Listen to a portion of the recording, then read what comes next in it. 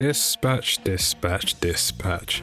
Hey guys, CJ Inferno here today with I guess you could call it a review or just like book overview of Dispatch that's recently come out. I wouldn't say recently, but like the final two episodes have come out, so essentially being fully playable from start to finish. I'm mainly just gonna give like my 2 cents on the game and where I felt the game could have, improved in some areas. But yeah, it's not going to be too much of a long one. It's going to be more of a free-flowing discussion, more or less. Kind of curious to see what you guys think about the game as well, if you played it or not, or watched it as well. Yeah, let's just jump right into it. So, Dispatch came out, well, how many weeks? Came out a few weeks ago, right? And I just bought this game on the whim because I just saw it on Steam on my front page, and I was like, yeah, I remember seeing a trailer for this, and it looked pretty interesting. So I bought it, played the first 2 episodes, and I was like, yo, holy shit, it was actually quite good, man. Actually quite good. And then from then on, I just streamed, the new episodes, uploaded the new episodes, all of that, and everyone seems to have liked it. Like, good goddamn, like. Personally, like, side note, that's probably like one of my best viewing streams ever I've done on my channel for the final 2 episodes. Like, that was crazy. Regardless, we're just gonna talk about, so the story essentially you'll be taken up or you'll be playing as Robert, who's essentially a semi-retired hero. Well, at that point in the story, obviously later on he does become Mecha Man again. Essentially become a dispatcher for rogue hero or villains that have basically turned heroes, although to be honest they still have like their villain traits for the most part, and essentially for you to like make them to better people in general. Now in terms of the characters, Robert personally for me was like top notch. I really liked how they wrote him out. He wasn't like typical too goody shoe character, I'm gonna save the world, blah blah blah. Like, this guy was proper down to earth, fuss you out if needed to be nice to you and needed to be. Like, honestly, I could vibe with Robert a lot. And then you have Blonde Blazer, all that she kind of leads you on at the start, but I think over the time in the story I did start to like her a bit more. She has her own like insecurities, which you kind of find out when you play through the game. You got Invisigal, which a lot of you seem to like. Like, god damn, every minute is like, oh guys, what should I do first? And there's like Invisigal. And for good reasons as well, right? No, minus the way she acts and stuff and like how her personality is, I think her character for the most part was good. I do have a few gripes of some of the story that they've done for her, like near the end of the game, which I'll discuss a bit later on, but for the most part she was pretty good. Then we have Flambe, pretty good, quite cocky, but I feel like a bit more down to earth than most people. Like, he would just say what needs to be said sometimes. Punch Up, you're a short little gremlin who just likes to punch people in the dicks for whatever reason, but I found it pretty funny for the most part. Got Sonar. Honestly, yeah, I actually enjoyed Sonar quite a bit. It did start up a bit low for me, but it did gradually go up. And then you got Coupe, or Coupe as how they say it sometimes in the game. Pretty good, standard character for the most part. You also have Golem, who personally is like my goat, one of the goats in the game. Like, I really liked his character.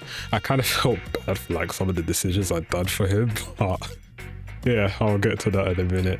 And then there's like a few others there as well. But overall, through like all the characters that you meet, it's like even like the non-heroes as well, I really enjoyed it. Like, the whole vibe for it was just really nice. Now, in terms of the story, now I'll probably give the story an 8 out of 10. To be honest, it was like a 9 out of 10, 10 out of 10. And then when I done the finale and like the stuff that happened, I was like, bro, what's happening here, man? Like, I felt at some point these guys at the writers kind of just like messed up the ending, because before that everything was like more or less perfect for me. Obviously there's a few hiccups here and there, but I was leading up very, very good. But then the finale, I don't know, it just seemed a bit cliche to an extent. Now obviously depending on your choices, you can either, you know, romance Invisigal, romance Blonde Blazer, romance both of them, and then you get called out by Shroud, who's like the main antagonist in the game, and then essentially just defaults to Invisigal because Blonde Blazer don't like that, but kind of doesn't imply she doesn't like it, she just lets it slide. So, you know, there's like a season 2, kind of want to see where that might go. But yeah, in terms of the story, I think how they handled it for the most part was done pretty well. So, you know what, I'll let it slide for now, but for the finale, I think the way they like introduced some stuff and like, you know, the whole double agent and everything, I won't say who it is, although I think most people can kind of guess who it is when you play the game. You know, it just, I don't know, it just didn't really sit right with me. Could have been executed better maybe, but you know, considering they were just trying to cram it down into 8 episodes, you know, stuff like this is always going to happen. But yeah, overall story was good, you know, for the most part. Now for the dispatching itself, so this part is like essentially your game part. So for the most part, the game is like a cinematic and you just make your choices and whatnot. But for the dispatching, that one was pretty nice, although I'd say it was needed because literally you could just fail everything and it will still continue regardless. So it's a bit of an odd one. Obviously you don't want to do that because you're just going to put yourself in deep shit in the finale, but you know, it's I think that's one oversight they might have done. You know, I felt if they're going to add that in, they should have at least, you know, have some consequences to, like, you know, future dispatching and everything as well. Obviously some of it is kind of tied to story, like certain characters being there, sometimes not being there and everything. But yeah, the dispatching I found okay for the most part, like how they done it, how they done the stats, you know, how they like showcased what is kind of needed. They didn't like just give it to you out straight. You kind of yourself have to like read through the lines and think, oh, is mobility needed, is vigor needed, is combat needed, and so on and so forth, right? Now obviously if you're watching my streams, you know, when I was going through the first time, I'll not lie, it was rough. Episode 3 and 4 pretty rough. 5 and 6 I think I had quite a redemption arc. 7 went perfect, and then 8 just like went to shit because that one they just throw everything at you. So bear that in mind. Obviously, you know, I saw the comments like, oh, this guy's rubbish, I'm like, look, there were no guys, no nothing, I'm literally just doing it on the whim. So the fact that I only felt probably like 2-3 calls here and there, and let's be honest, some of them were kind of bullshit because I had like 70+% and still failed, which obviously can happen, right? I've even had a call like when I was recording offline where it was 94% and it still failed. So, you know, it's just one of them ones where if it's not 100% yet, there's always the chance of it just failing randomly. Yeah, the dispatching, honestly, pretty good for what it was. Now, the choices that you get to make throughout the game, those obviously, you know, have an effect on the story. So there's that one part where you have to cut someone from the team and then that person's not there throughout the whole game. There's another part where you can cut another member as well, or you can actually keep them.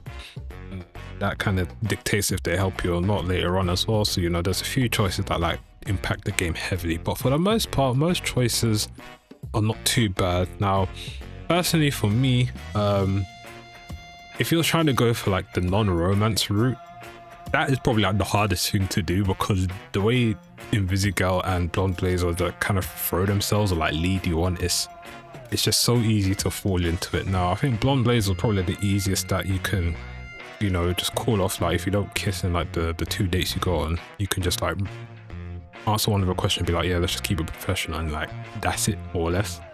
Invisigal, however, she just like leads you on and like always like pushing for it, which, I mean, you know, considering how she is and everything, you kind of get it, but you know, to be honest, that's what made it hard for me to get like non-romance and like essentially the best ending where you become a good mentor, you don't kill the antagonist and everything, and like everyone's just there, right? Everyone comes back to the Z team as they call it. But yeah, choices, I actually enjoyed them for the most part, especially like when you're like fighting your boss or whatever. And yeah, I enjoyed it. Now, is it as good as say like Detroit or The Wolf Among Us? Probably not. I would say Detroit is definitely up there. Like that one, choice is really mad. Like that one actually put me on edge compared to this game where it's like pretty much relaxed. But yeah, choices are there. Obviously, it's easy to like go back and change your choices as well. One thing I kind of wish they would have allowed is to essentially skip cutscenes that you've seen already, and then obviously just put you like where you make the choices, right? That would have made it easier for me to just, you know, speed through like multiple runs and everything as well, to just go and get certain stuff.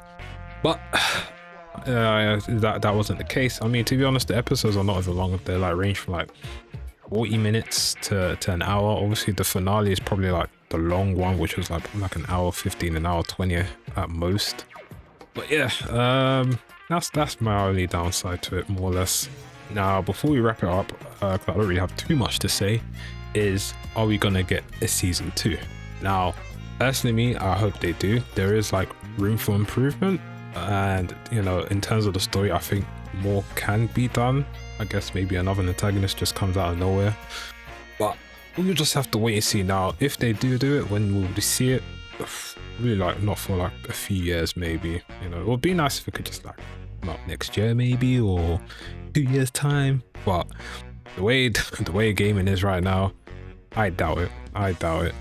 So yeah, I mean, funny enough, they even talked about removing the sex scenes in the game, which they said they regret now, because apparently like everyone loved the romance in the game and they wanted to see it. Now, to be honest, I'm not too fussed about it. If it was there, if it's there. If it's not there, it's not there. My only issue is just that, you know, when it comes to YouTube, like them guys are like, they're very picky when it comes to it.